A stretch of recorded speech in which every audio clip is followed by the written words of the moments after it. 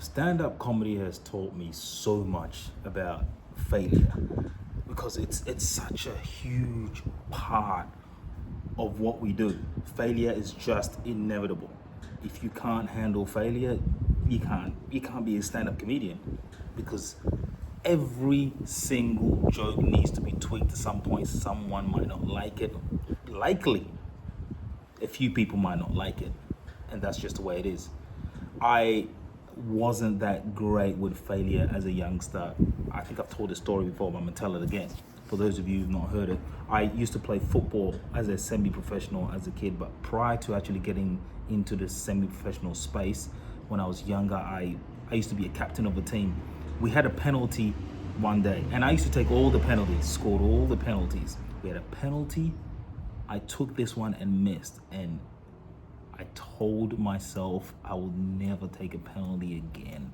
The next game we played, we had a penalty again, and I refused to take it. The coach is like, dude, we need you to take it. I was like, After last game, no, I'm not taking it. So someone else took it, scored.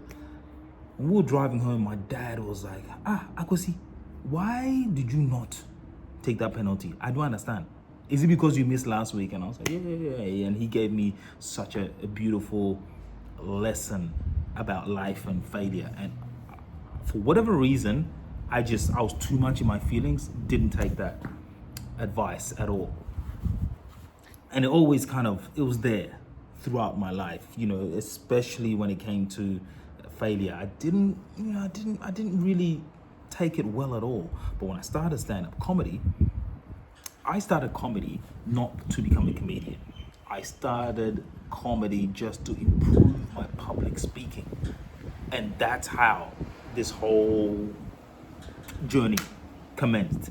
And I was trying to look for a way to get on stage just to talk, and I couldn't find anything. I saw comedy and I thought, no, I'm not going to do that. I'm not going to stand on stage and try to tell a joke because that's not what I'm trying to do. I just want to improve public speaking, which was the weakest part of me. So I thought to myself, you know what, just weakest part, we're going to attack that. And that's how my mindset was. And I tried this thing called Toastmasters. It's across Australia where I think a bunch of adults kind of get together and they teach each other how to improve their public speaking. I did not like that at all. I did not like the environment. It wasn't for me. And I kept on thinking, well, how else am I going to improve my public speaking? And comedy kept on nagging me. I knew that I loved comedy, but I looked at those guys as like brave. And so after some months, it was just in my head, and I thought, you know what, that's the only way. What I'm gonna do is I'm gonna try comedy a couple of times, and that's it. And I'll say I have ticked that box, not for the comedy, but for the public speaking. And the very first time I jumped on stage, my brother, my sister, when I tell you that was the worst experience of my life, I remember it right now, and it brings back memories. It brings back some scars. I wouldn't say scars now, I'm over it. But when I think of it, I just smile and say to myself, wow, I could have easily quit then. It was not easy because I jumped on stage and I had 5 minutes. The first minute was amazing, it was great. I just crowd worked.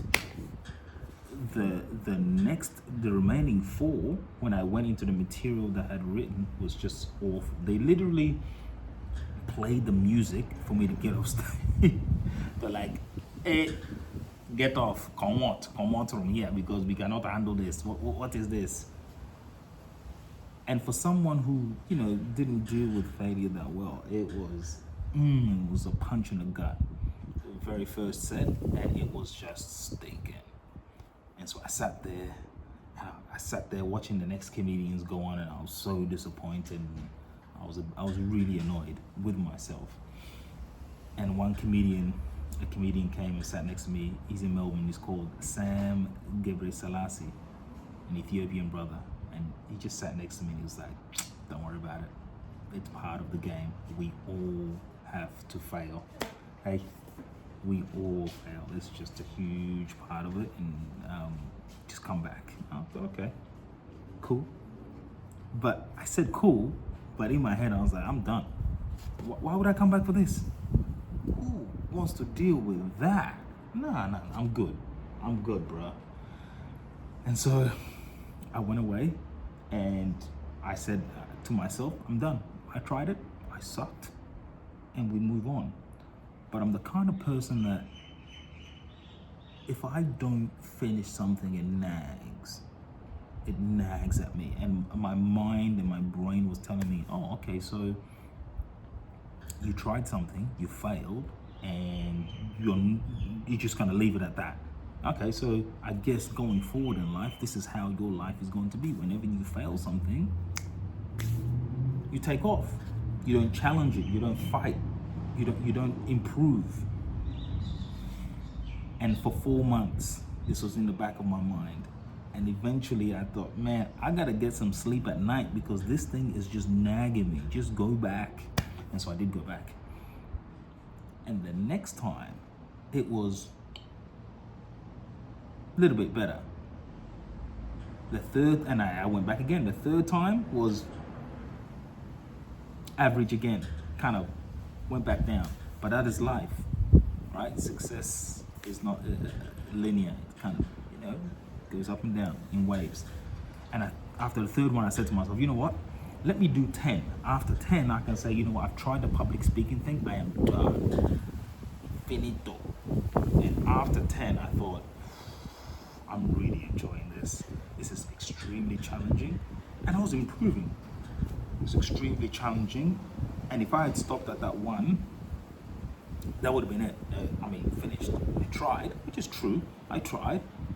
But come on, did you really try? And the thing about that is you're the only one that knows. And I knew that that wasn't a good enough try. When I speak to other artists, musicians, whoever,